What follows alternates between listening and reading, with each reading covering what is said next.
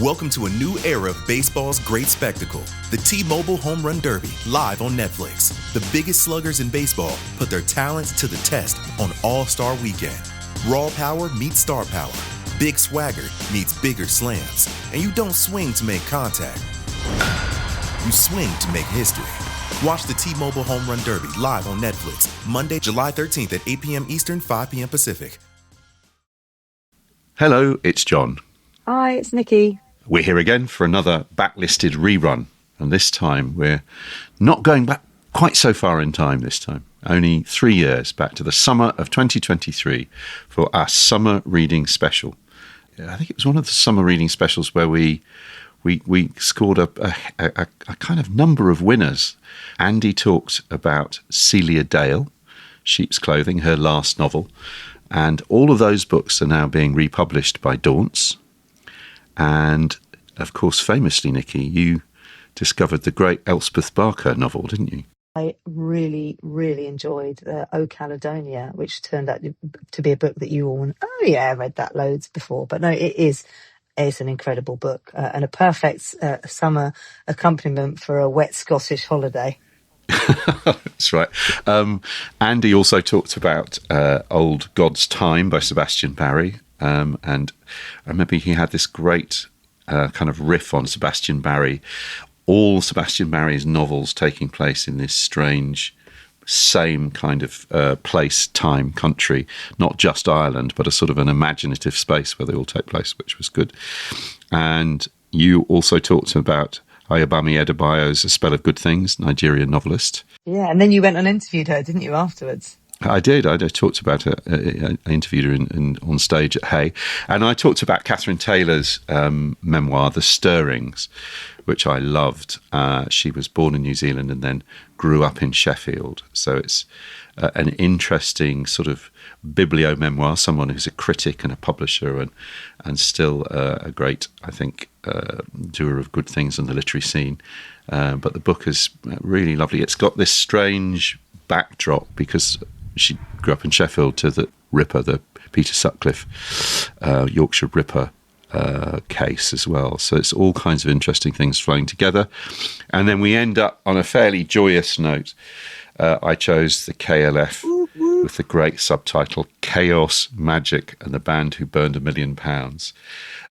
All those books still really stand up, don't they? Yeah. If you're looking for a book this summer to read, like these are all really good recommendations, and have a listen. And I'm going to just peel back the curtain behind the scenes for a second to tell you that our summer reading episodes are our most popular episodes.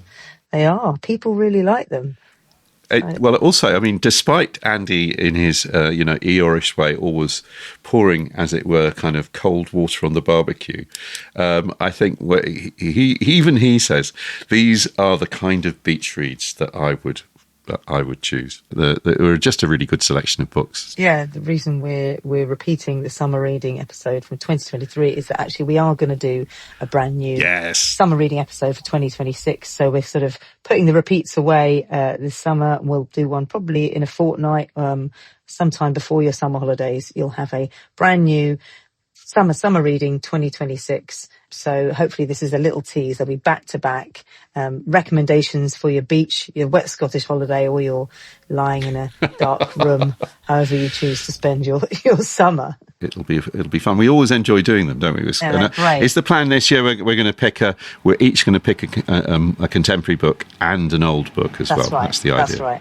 Yeah. Right, so just another quick nod to a couple of other things that are going on for the subscribers over at patreon.com/backlisted. If you're on there now, you will see that we have our readers show where we had one of our patrons has become a guest on the show, and they have brought with them, this is Conor McCarthy, he's brought with him the book At Swim Two Birds by Flann O'Brien. So you can, if you're interested in that book, come to our Patreon.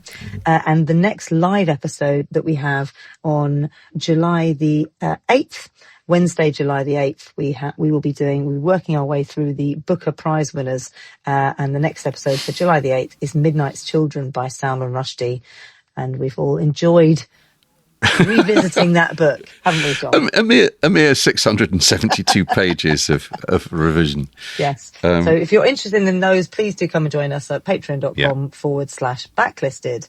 Otherwise, we'll see you back here in a fortnight for some more summer reading. We will indeed.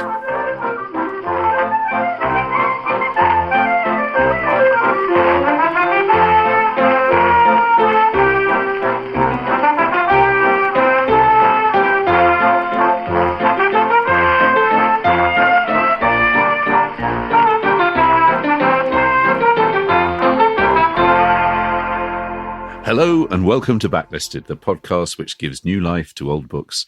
Today's format is a little different as we bring you a summer reading special in which we've each chosen 2 books, one recently published and one from the vaults. I'm John Mitchinson. I'm Andy Miller, the author of The Year of Reading Dangerously. And I'm Nicky Birch, the producer of Backlisted. It was the 19th century American social reformer Henry Ward Beecher who wrote that there was a temperate zone in the mind between luxurious indolence and exacting work, and it is to this region, just between laziness and labour, that summer reading belongs. Well, that is very much the region where we, Backlisted 3, have pitched a row of makeshift tents. We're not glamping, everybody, we're glumping. Because because I'm so sorry. It's a damp summer. Oh, it's a damp summer. Also, as long-term listeners to this podcast will realise, there is a divide in the ranks between my colleagues who for some bizarre reason favour hotter months, and myself who spurns them and tries to stay indoors. I don't keep this deathly pallor by wandering around outside boosting my vitamin D. Or is it B? D, isn't it? I think. Who cares if you don't get it, Andy?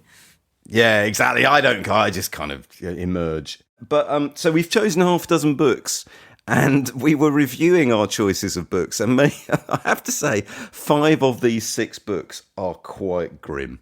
I don't think you're selling them properly. I am. That's what. Is that a big sell? Okay, sorry. It is for me. I mean, I would take no book to the beach because I never go to the beach. But I would, any of these would cheer me up as I wait for autumn to come. So I'd be a little disappointed if people were listening to a Backlisted summer reading special and expecting beach ready kind of tomes. So I think it's okay to have a miserable book on the beach. That's okay, because actually what the beach is, it's not really, I need to be cheered up. It's, I've got an intense 3-hour reading experience ahead of me. Exactly. You're absolutely delighted to have a book that's taking you into some parallel universe. So you say on the beach, Nicky. I think Neville Shute's On the Beach, which is one of the most miserable books ever written. So thank you, Neville Shute, for that. We still haven't done the Shoot episode. The Shoots. Shoot episode. It has been suggested several times. But so many authors, so little time. We haven't managed to squeeze Neville into 8 years worth of shows, but there's still time. Now, Nicky Birch, producer of Backlisted, you're actually walking it like you talk it, or cycling it like you talk it, because you read your first summer read this summer on the road, didn't you? On your holidays. I did, yeah. I was cycling around the Highlands of Scotland, and I asked the audience, ask a friend, for a relevant book to take with me to Scotland, and the internet answered. And they answered actually a book that you've already talked about on Backlisted, which was convenient. Now listen, before we get onto the book, let's just clear the air, right? So it wasn't the internet, Nicky. It was a human being, and their name is Neil Christie, right? So Neil, thank you very much. Thanks, Neil. And also Kerry Morgan. So those 2 listeners recommended to you. You got some amazing recommendations, actually. It's worth going onto Twitter and seeing if you can find that thread. It's very interesting. But Neil recommended it because this book had been brought to his attention because we've talked about it on Backlisted. We haven't done a whole episode on it, but I think I put it in one of my What I've Been Reading slots that we used to do. And it was on episode 155, which was the Stephen Sondheim episode.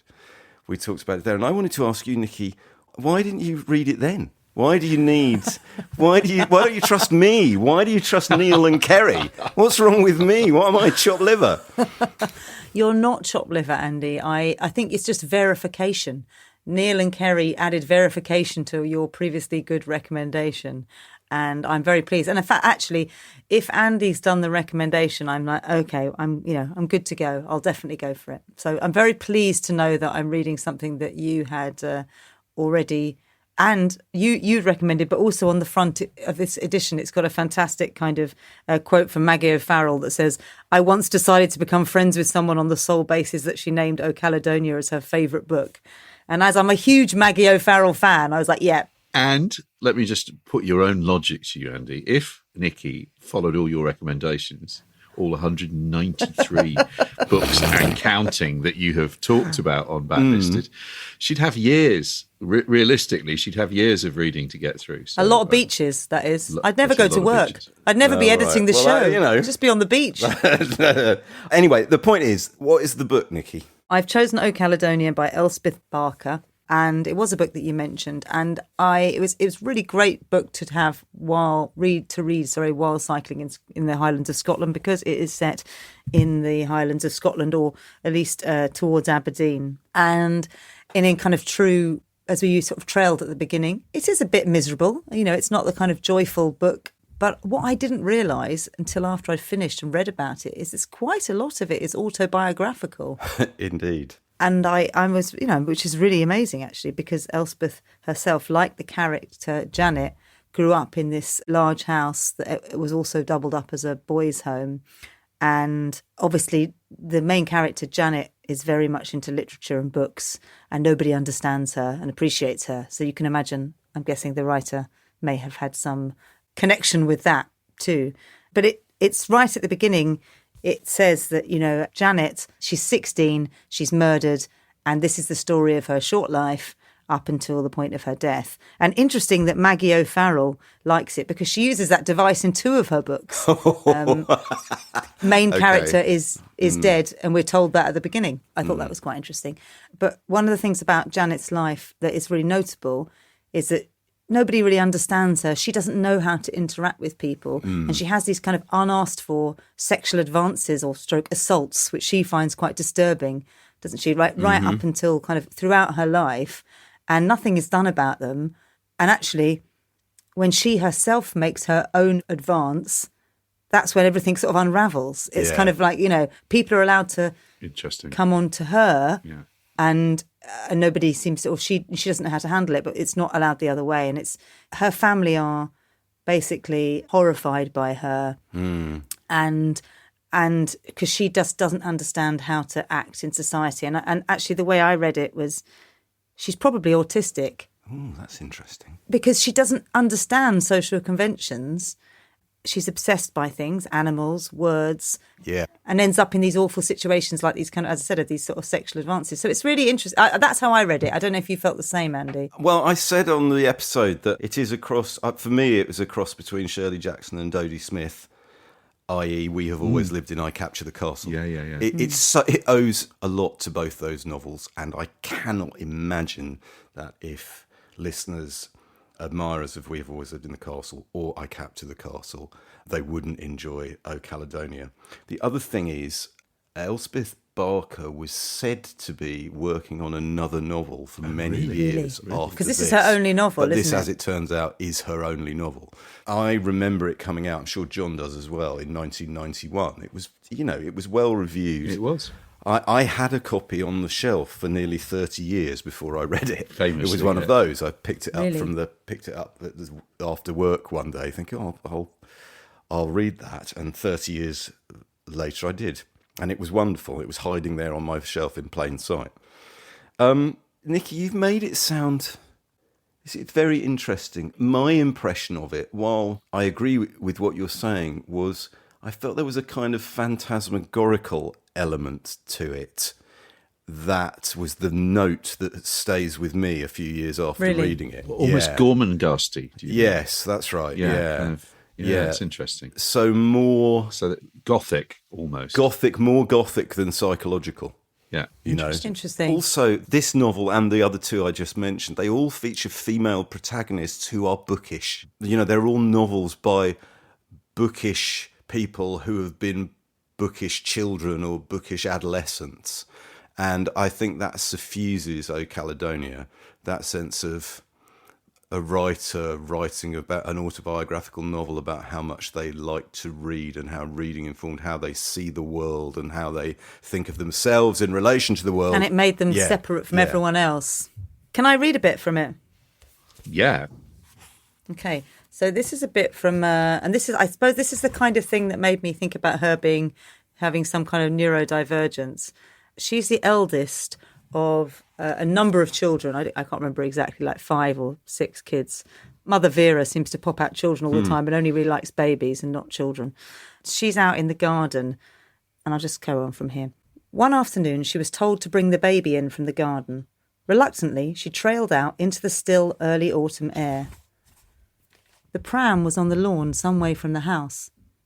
With clumsy fingers, Janet undid the stiff navy cover, pulled back innumerable blankets and scrabbled under the hood for the swaddled occupant, who began to roar, fixing Janet with an unblinking glare. It was difficult to pull her from under the hood. Janet tried to lower it and cut her fingers in its joints so that blood dripped onto the baby's shawls. Louder came the roars. It began to rain. The shawls were unravelling and catching on the metal parts of the hood. She pulled at them and tore a great hole in the lacy cobweb. In desperation, Janet seized the infant by her head and dragged her out, clutching at the corners of shawl and looping them over the flailing torso. The whole bundle slithered through her hands and lay shrieking frantically on the dank grass. Janet could not lift it up. It was far heavier than she would have ever guessed. When she held the baby up before, she had simply been deposited on her lap. She'd never carried her. So she grabbed such projections as she could find, a shoulder and a fiercely resisting arm, and dragged the whole mass, shawls trailing, through mud and snagging on leaves, over the grass and across the gravel, and at last to the kitchen door, where Vera and Nanny greeted her, first with horror and then with fury. Mm-hmm. There it is. Oh, there it is. Do you see what I mean? She's not understood what they've asked her to do, which is bring the baby in. And she's saying, okay, I'll take the baby in, and therefore does these things which are objectionable and horrid. Can I ask, on a side note, whether you enjoy reading books in the place in which they're set? Yes, I think it's great. It's really wonderful.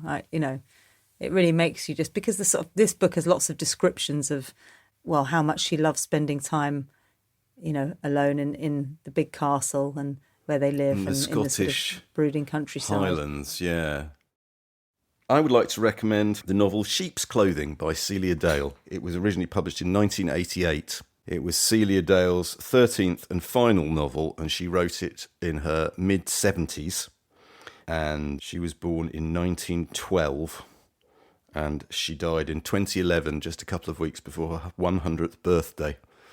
And before her career as a novelist, she was the novelist Rumer Godden's secretary. And actually, people know remarkably little about Celia Dale. This is one of the wonderful things about her. Well, we'll talk about this in a minute, but she is genuinely one of those authors who, this novel was published as recently as 1988. The facts about her life are very thin on the ground. So you do judge the books as books rather than as the work of a well-known personality of some sort. Now, when we recorded one of these episodes a few years ago, it was our first summer of COVID episode in 2020, I recommended another of her novels called A Helping Hand, which was originally published in 1966 and which had been recommended up to us by our friends Becky and Nora at Curtis Brown Heritage. And I think I said on that episode it was one of the least appropriate and therefore most glorious summer books imaginable. It's A Helping Hand. It's so disturbing. It's about targeting the elderly and taking care of them in all senses. And is this equally as disturbing? Well, yes, it's so grim. But oh my goodness, it's wonderful.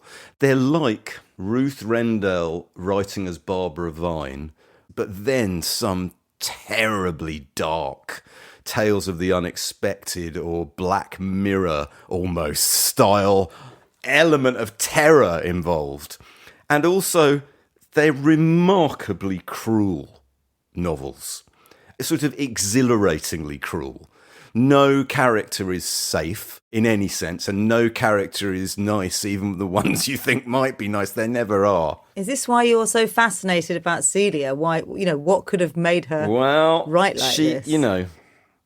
The idea of somebody writing this particular novel, Sheep's Clothing, in their mid-70s strikes me as both sort of brave and hilarious.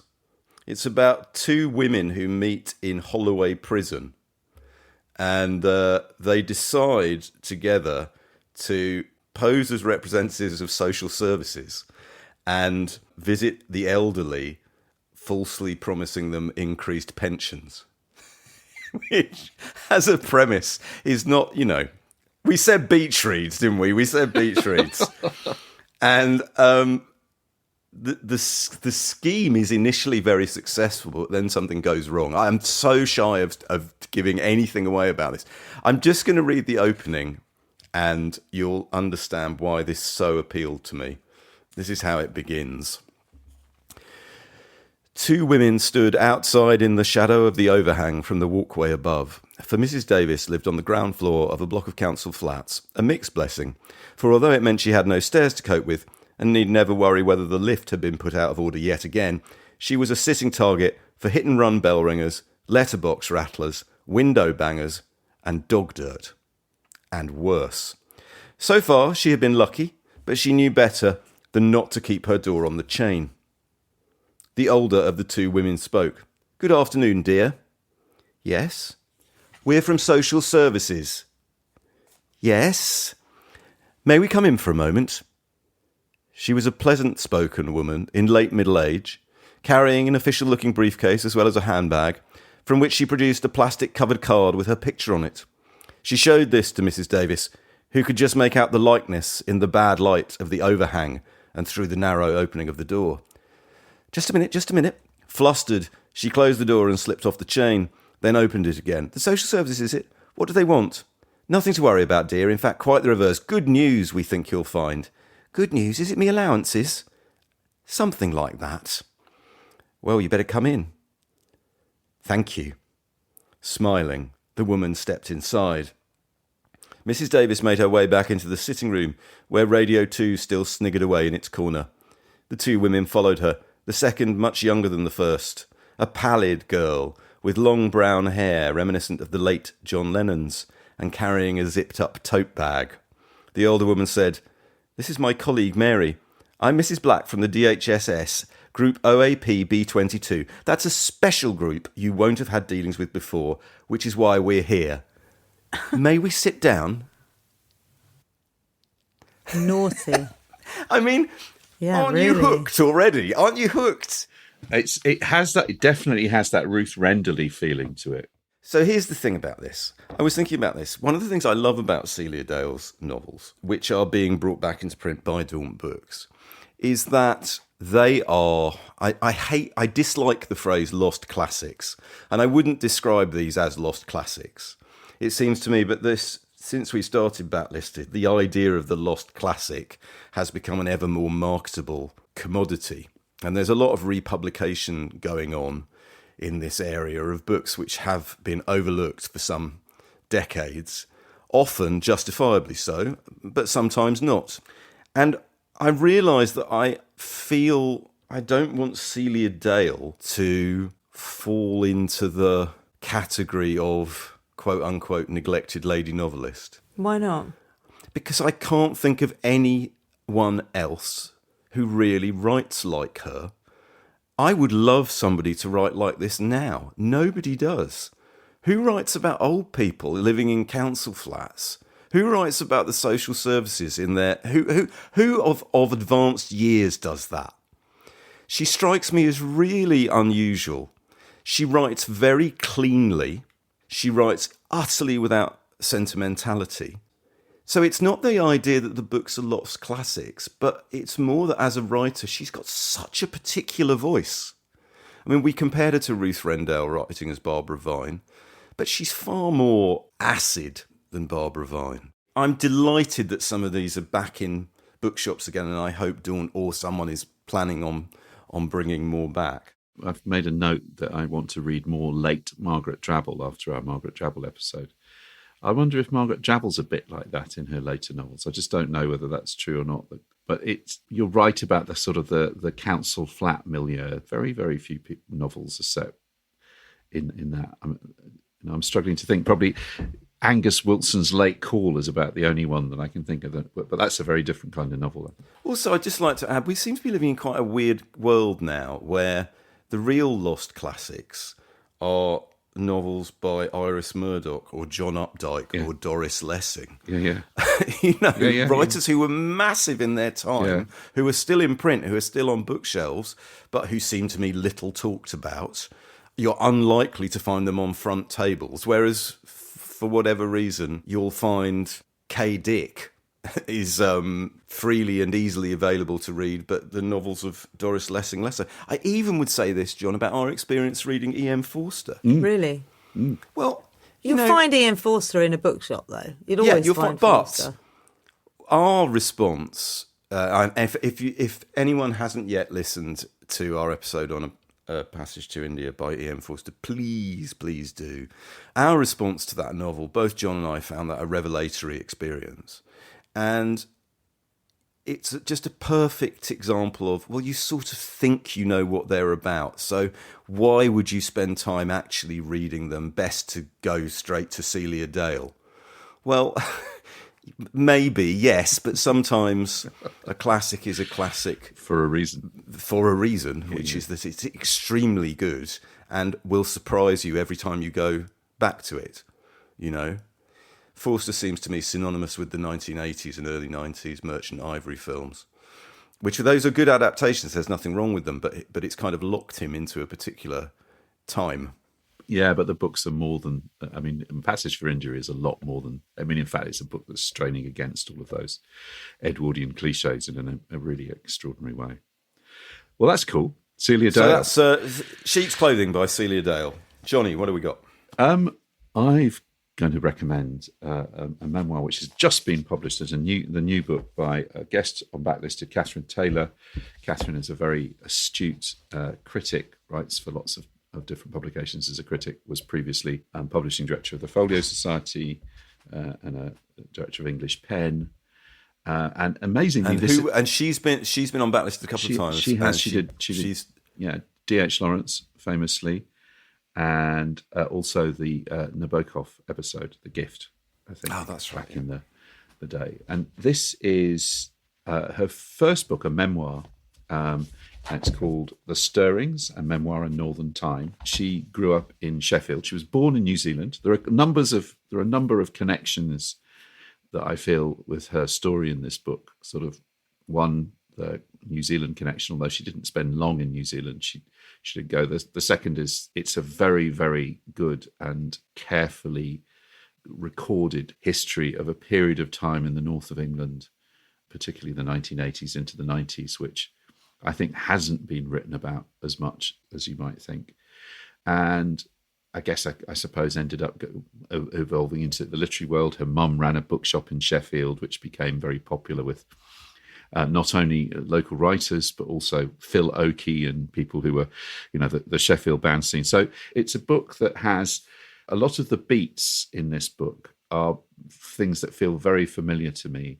She writes about, obviously, the background to her growing up as a woman in Sheffield, as a girl in Sheffield, is the Yorkshire Ripper, and that sense of being kind of the dread that kind of settled on the north of England, which I remember really acutely. There was a brief, people who know the story will know that it was a brief period in the middle of the search for the Yorkshire Ripper where some hoaxer had sent in tapes that seemed to suggest he came from Wearside. And I can remember listening on the car radio to them as a child. The curate of my grandparents' church in Sunderland was interviewed by the police in connection with it. So it all turned out to be not. So there's that kind of Gordon Burnian background. She writes about the Greenham Common women. She goes down, she escapes and goes down to see the Greenham Common women twice and is really inspired by what she finds there. That there are, at the same time, there is that, which all comes back to you when you're reading the book, the sense of imminent nuclear catastrophe And she writes about Threads, the amazing BBC film that was set in Sheffield, Indeed, which she was sort of, as it were, an extra in. So I think if you are interested to feel the warp and weft, the texture of life in a northern setting, in a home where there wasn't much money, I'm going to put a little bit on that she's going to read at the moment, which is set in the summer of 1976, which, as you discover, is the last summer her family are together. Her father leaves her mother, which is a really traumatic experience for her. And there are more traumatic experiences. She develops a serious thyroid illness. She goes to university, and I won't go into all the details. I would just say that if you are, it's very, I think, a real challenge to write a memoir, a kind of coming of age memoir, and to do it with as much, there's a certain amount of bravery, but also just a real fineness of language and of insight into it. I love the fact, I know the songs that she's listening to. It's very much the same songs that we were all listening to.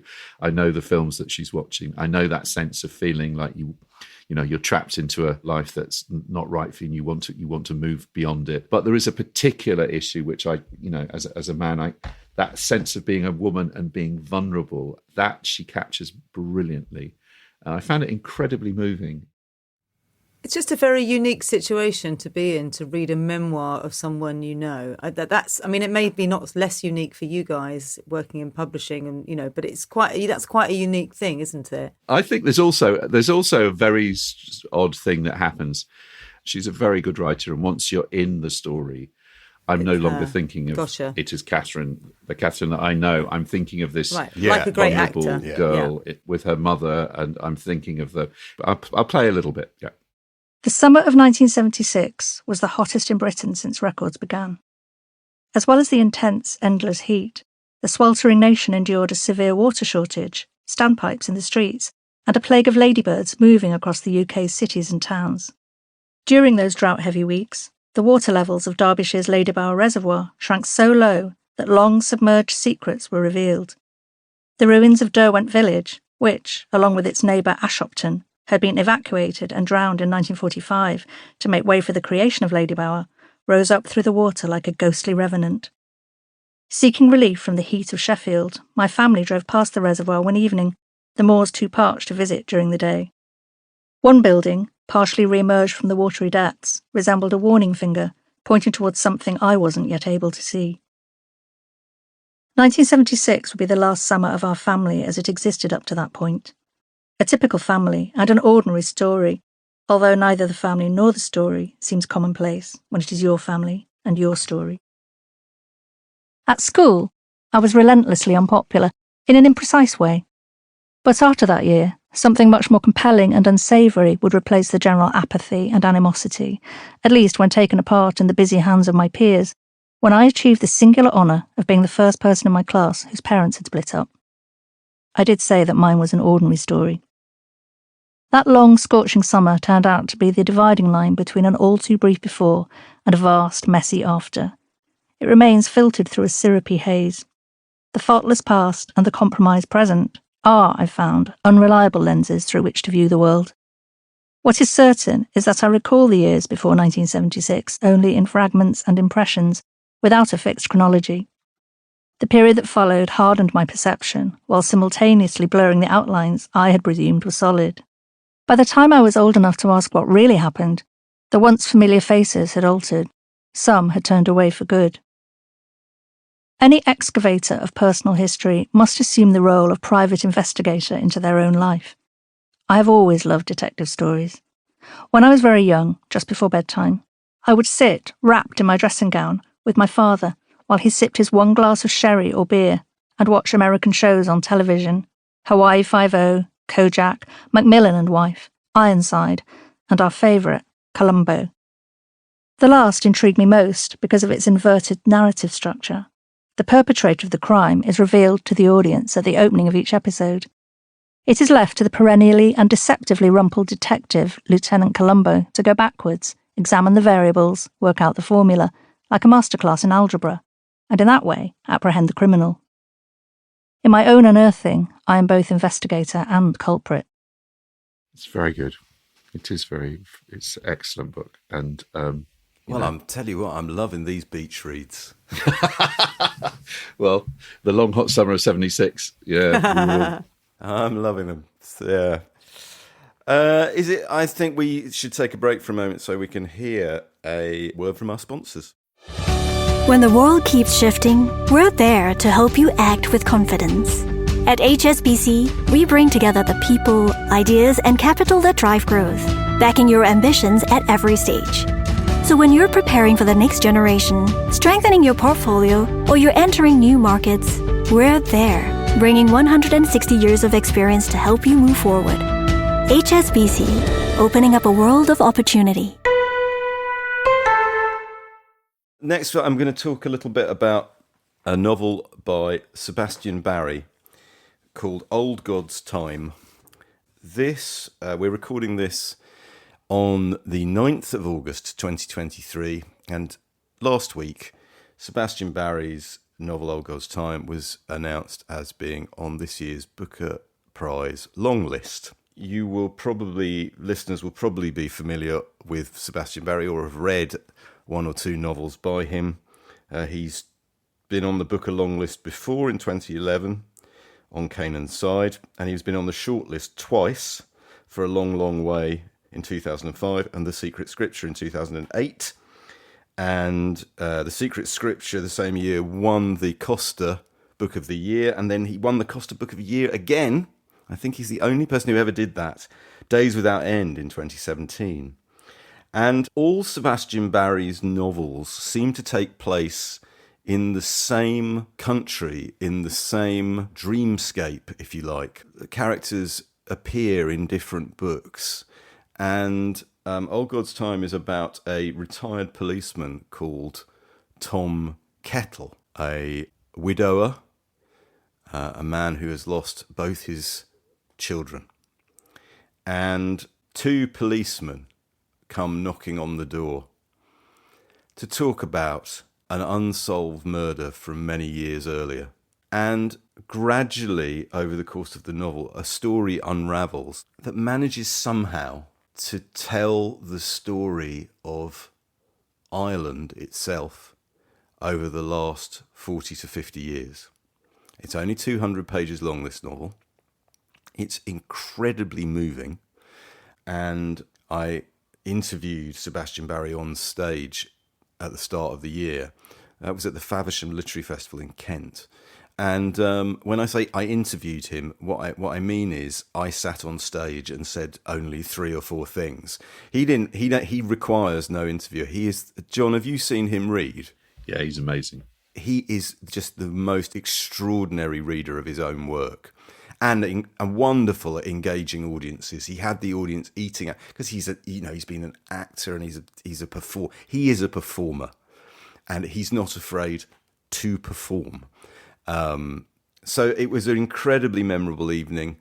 It really fixed this novel in my mind, and I've thought about it all year, which is why I wanted to bring it now to Backlisted and tell people about it now, and actually not fall into the trap that we were just talking about before the break of don't pass up books on the Booker long list or short list just because they're on the Booker long list or short list.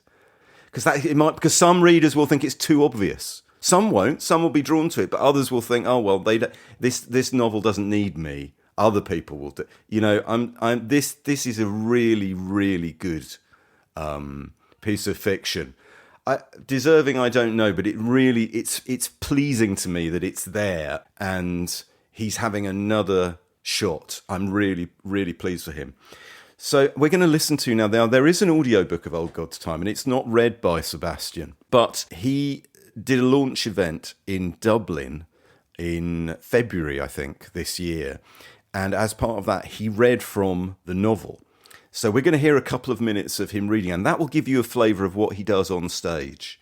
And I would ask, while you listen to this, just think to yourself what this must look like on the page, and then compare it with what he's doing with his interpretation and his voice. Now, what you're going to hear is this retired policeman, Tom Kettle, is reminiscing about his late wife, how they met, and how they stated their feelings to one another and their histories to one another. She says, I don't know who I am. There's just no one for you to marry. At this point, he didn't believe he had mentioned marriage. But she spoke so sadly, so precisely, and so bravely that he certainly didn't say so. And he immediately thought, by God, if she wants to marry, I will do that. Had it even entered his stupid head? It must have. Tom couldn't remember. She sat on in her denim glory, the jeans like a second skin, or a skin she could shed, with that gathered, collected set to her shoulders. She had a little purse with a heart on it, like the knickers. More of a wallet, maybe. It was then she extracted the sacred photo and told him the story of how she had won it, how she had stolen it from oblivion. Those damnable nuns. But then, by her courage, she released him to tell her his story, his own sorry, bloody tale of woe. All the dead mothers. He was gabbling, excited. He was aware at the back of his head of his lousy pay, detective though he was. That wasn't the point. They'd managed they would, and who the hell would they have at such a ceremony? That wasn't the point either. Nothing in the normal way seemed to be, because he knew she wasn't finished. There was something further to say. He could see it as if it were a raven sitting on her shoulder. They had come to a huge decision about their lives, almost by happenstance, by things benignly conspiring. But she wasn't finished. The shoulders were still set. She wasn't finished because she never would be. Quoth the raven, never would be. I would follow him round with a tape recorder, hoping he read different bits of the novel that I could then comp together on a bootleg of his. Why is he not doing the audiobook? It's a really interesting question, because you would have to say that the performance doesn't necessarily. I mean, this is a ridiculous thing to say. He wrote it, but the performance doesn't necessarily match what's on the page, and the way the audiobook is read on the page is far more neutral. But there is almost like a kind of a songwriter's interpretation of a piece of work in performance is very different to what it might be in the studio. And I think there's a similar thing going on there with Sebastian Barry. I think I might have said this to us on a Lot Listed, to you guys on a Lot Listed. I once recorded a Russell Brand's audiobook, Revolution. And think what you do about Russell Brand, but his recording of the book, he'd written this book, and he would just be reading it going, oh, that's rubbish. I'm just going to say something else. And it was actually him reading it aloud was brilliant. It was of course. He brought so much to the reading. Creativity in the moment, right? It was amazing. Yeah. Well, anyway, that's Old God's Time by Sebastian Barry. And whether it goes any further in the race or not, I feel very fortunate actually to have had 7 months to think about the book before I talk about it on this. So, I didn't read it in Ireland. I didn't read it on my holidays, but I've had all year to live with it and think, well, it's probably one of the best novels that I've read this year. Well, that's high praise indeed. Nicky, Booker long list. Yeah, I took up your Booker long list mantle and your Booker long list challenge, and thought I would also read one of the books from the Booker long list, and thought I would read A Spell of Good Things by bámi Adébáyọ. I haven't read, I think she's done one other book. This is her second novel, isn't it? Yeah. Yeah, I haven't read the first one, which I think I might go back to after this. Stay With Me, it's called. Came out in 2017. Right, and I think that was a romance, I think, as I understood it. I think I would suggest, of all the books that we are talking about today, this is perhaps the most traditional beach read, summer reading. And saying that, it's not a misery memoir. There are miserable moments in it. Be reassured, listeners. Don't worry. There is some gloom in it. Yeah. Yeah. And we'll play you a clip of a bit of that, so don't worry. But it's probably your more, it's one of those books that follows the lives of two families in Nigeria. and from opposite sides of the tracks. And eventually it's how their lives intersect towards the end in sort of a melodramatic way. So that's kind of more your traditional family saga, two families from different places, yeah. And it's sort of what you might say a gripping read in that kind of thing. Although gripping sometimes because I actually listened to it rather than read it. And going back to what you said about Sebastian, this is a very different kind of listening experience. And I think it's interesting because it's a Nigerian author, very much set in a sort of fictitious Nigerian town. I think, that there's different kind of different languages in Nigeria. This is Yoruba, and it's very Nigerian. And in a way that I say that as in sometimes they're sort of anglicised or Americanised. This isn't. Right. This is very much. There's lots of colloquial expressions, food, some pidgin English, lots of Yoruba dialect, and lots of, crucially, naming conventions, right, around how you refer to people. When they're married, you refer to them as differently, or if you're looking up to somebody, you refer to somebody as different names. And that's the same people being referred to differently in the book, depending on who's talking about them.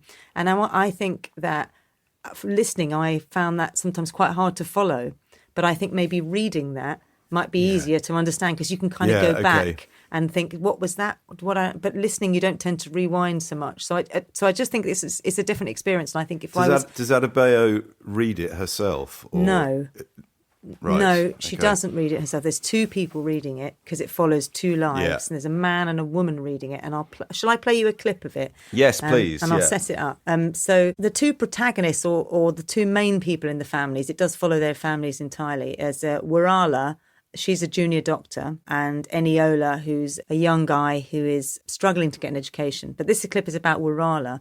She's the junior doctor and she's just got engaged to Kunle. Now, her sister, Matara, is kind of... She's a bit younger and she's sort of defying those naming traditions that I was talking about. So she's not calling somebody auntie this or so-and-so this. She's just calling them by their name. So that's around the sort of modernisation. So here's the clip. Wurala has just got engaged to Kunle and her sister Matara is the one who's defying the naming conventions. She doesn't just call you Wurala, he frowned. She calls you Dr. Wura. Well, that's who I am. Wurala zipped up her bag. You should have gotten a medical degree if you wanted someone to call you Dr. Kunle. He slapped her cheek with his palm wide open, so his forefinger poked her eye. Then he followed that with a backhand as he brought his arm back to his side. Wurala staggered backward. He stood with his arms folded across his chest, lips pursed into an angry line, watching her press a finger against the eye he had poked. The eye she could not bear to open because it hurt so much. At first, Wurala thought she was the one who kept yelping. But once she could open both eyes, she saw it was Matara standing at the end of the corridor, holding her chin as if to keep her jaw in place. So quite interesting. I've never heard a book with that strong Nigerian accent in English language before. So I think if I was going to do this again... It really brings a lot to it, having a good Nigerian voice like that. But I would like to read it and listen to it at the same time. There's a really good audiobook platform called Zigzag, Xig, Xag. Oh, yeah. That enable you to do exactly that. You can read, as it were, kind of the ebook as it's actually playing on the screen in front of you. So from one device. It's quite clever. Right, well, this is the perfect time to get your Zigzag account. But I just one more thing I want to say about the book. It's basically a look about the overall book is about the dangers of ignoring deep sort of economic divides that run through a community and how difficult life is and these difficult choices families have to make in Nigeria to kind of survive. Like, do you pay rent or school fees? And so it does say a lot around politics and kind of the murky side of politics and corruption and those sorts of things. So it's a good, like, if I want to get a good Nigerian family saga for your beach read, if you enjoyed, for example, Age of Vice by Deepti Kapoor, you will like this book. Yes. I was thinking, John, when you were talking about the virtues of reading while listening. After we made the Tolkien episode, several people said to me, "Did you really read the Silmarillion all the way through?" And I did read the Silmarillion, Yes. but I'm going to let the listeners into a secret all these years later.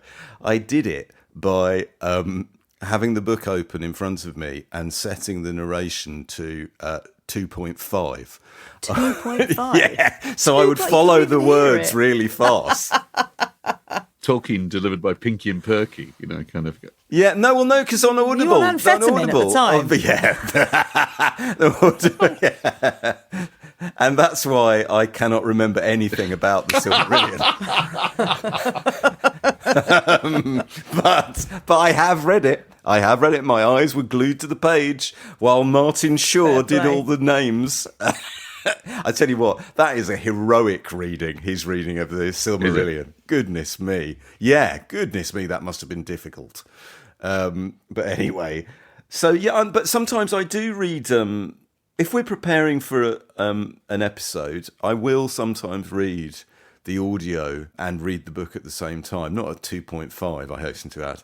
But if it's something I need to really get a feel for quite quickly, it's a very good way of doing it. Yeah, I can imagine also it helps you with the characterisation, and particularly if you had someone like Sebastian Barry that, really giving it, that's fantastic. And do you feel, going back to just Adébáyọ for a moment, and going back to our original thing about reading, if you were going to visit Nigeria, do you feel you get a really strong sense of the sort of sight, smells, sounds, the feeling of being in 100%. Yeah. This is the book to take with you on there are many brilliant books that are available to us set in Nigeria. We're very lucky. If you're interested in Nigerian literature, English, I know in America it's the same, there's lots, but this is one of many I think you could really enjoy. And not only does it talk about the food and the culture, but it also is like lots of, musical references, just things I just don't know because I'm not Nigerian, and so it makes you want to kind of find out a bit more. And I think if you were there, although it's a fictitious city, you definitely recognise lots, and you definitely get probably even more from the book. Well, I, for one, will be very angry if neither of these books makes the Booker's shortlist. I feel invested now in both of them. So I think we've got time for one. We've got time for one more. I know what it is as well. Go on, John. Now for something completely different. This book will not be on the Booker shortlist because it isn't a work of fiction, although it is in some strange way.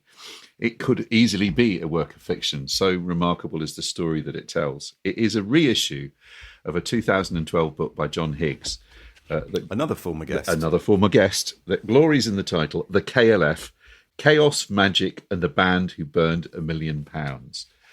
Famously in 1994, Jimmy Corty and Bill Drummond, the men behind the KLF, who became the K Foundation. Previous to that, they had been the Justified Ancients of Mumu.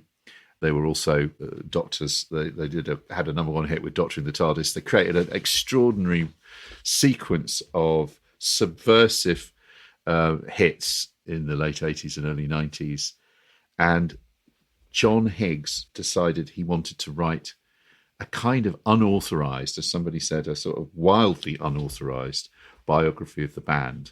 A lot of people who don't like pop biographies will be pleased to know that this is, if there was ever, as Pete Perfidi says, a pop biography for people who don't read pop biographies, this is it. It's actually a story of such joyous kind of unpredictability.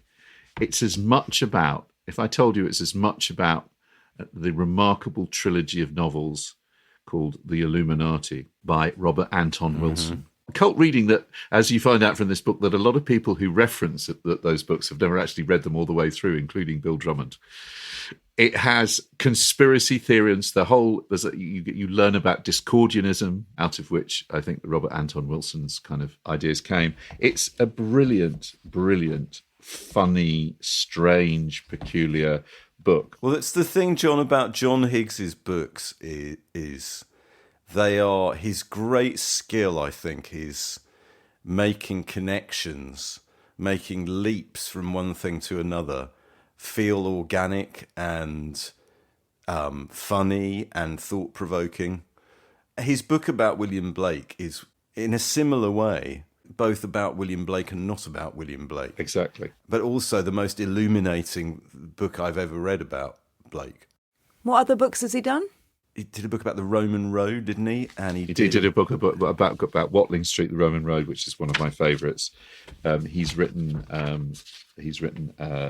very recently. Last year, he wrote a brilliant book about Love and Let Die, which was about the Beatles and James Bond. He's written a book about the future called The Future Starts Here. He wrote a book about the life of Timothy Leary, and I mean, I think what's really clever about this book. He writes so well about philosophy, science, religion. I'll just give you one paragraph and then I'm going to read a little funny story, which I think sums the whole book up. But he says, from a multiple model perspective, this is idea that we have different models of reality, right?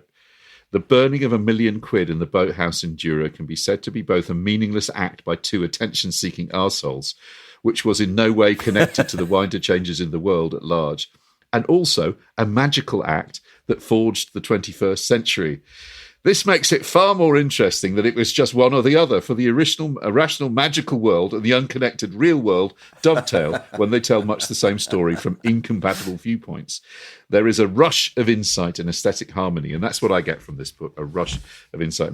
But listen, here's a story from early on in the book which gives you the weirdness. As I say, you've got all kinds of weird stuff. The Justified Ancients of Mumu, which I didn't know until I read this book, were characters in Robert Anton Wilson's trilogy. So a lot of this stuff is Drummond and Corti, the stuff that they were doing. They were taking stuff that they were quite serious about.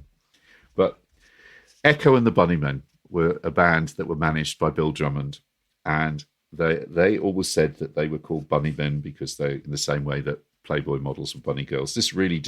Drummond really disliked this, and he was desperate to find out what he thought was the real, what was the real Echo. The Bunnymen were really what he thought they were. So he says, when the band gave their press the version of the story, which was, they were inspired by, Drummond held his tongue. I had to stop myself from butting in and saying, no, you've got it wrong. It's nothing to do with bunny girls. Bunnymen are the scattered tribes that populate the northern rim of the world and are followers of a mythical being, a divine spirit, a prime mover who takes the earthly form of a rabbit. But, he says, I didn't. Anyway, so listen to this. This is just such too good a story for everybody to end on. And one of the lovely things about this edition of the book, it was originally an ebook, and it's now being published by Weidenfeld and Nicholson with fantastic notes all the way through of him saying, I don't know what I was trying to do here, or this, I'm not sure this paragraph works quite as well as I thought it did at the time. So we all love that. Right. Anyway, good. You'll love this, Andy, because you'll know the album, but this is just bear with, it's very, very funny. In 1980, Echo and the Bunnymen released their first album, Crocodiles. Then there's a footnote that says, the final section of this chapter is probably my favourite part of the book. Drummond had licensed the album to Warner's, thus keeping Zoo pure and free from such, Zoo was his record company, and free from such self-indulgent projects as albums. But it still felt clearly like a compromise. McCulloch and the band clearly had very different dreams from Drummond. They wanted to make albums, tour the world, and become hugely rich and successful. As their manager, Drummond had to accept this, but he was still of the impression that a real band should just make a few perfect singles and then split up. The album sleeve was lying on the floor of his office when Drummond glanced at it, its image foreshortened by the angle. The cover photo showed the band in a forest at night, lit by strong red and yellow light. In the centre of the frame, bassist Les Patterson sat leaning against an ash tree, which strangely had two primary trunks, which gracefully curved around each other. Then, suddenly, the picture changed. Red and evil, a huge rabbit's head stared at Drummond, solid and unblinking. Instantly, he knew what he was looking at. It was Echo.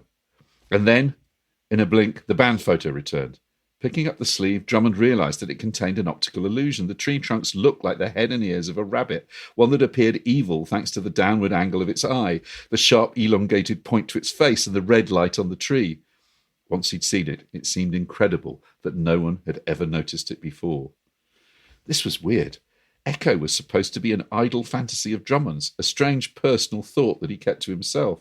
It was not supposed to appear out in the world, eyeing him coldly from an album sleeve. He spoke to the photographer to determine whether it had been done deliberately and learnt that it had not.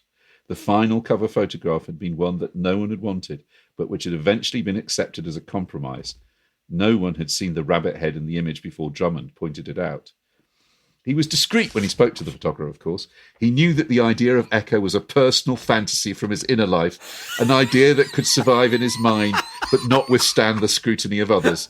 But the appearance of the rabbit in the world outside him had strengthened the idea, giving it the potential to grow and evolve and become more elaborate and intricate.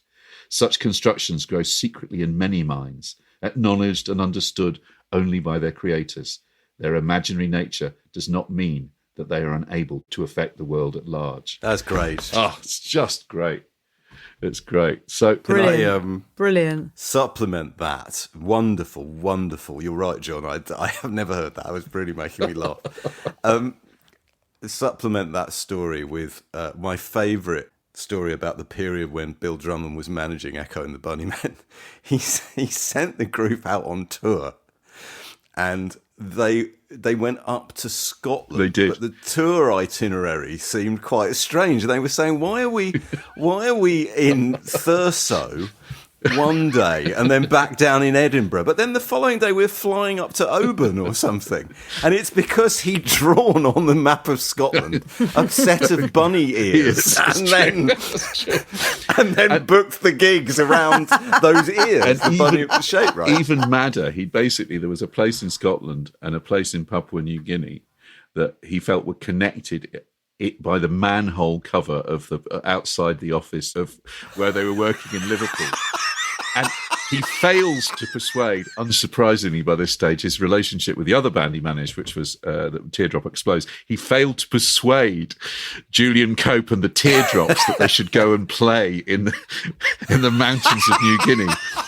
But the Bunnymen did go to Scotland, and they did trace the massive bunny ears. It's an extraordinary book. And kind of brilliant. And Higgs is he tells it so well. And it's the added dimension of him kind of commenting on it all the way through. It's just, I can't think of a better summer book, frankly.